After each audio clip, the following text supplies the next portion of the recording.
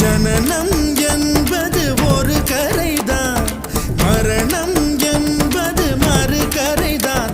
இரண்டுக்கும் நடுவே ஓடுவது தலைவிதி என்னும் ஒரு நதிதான்.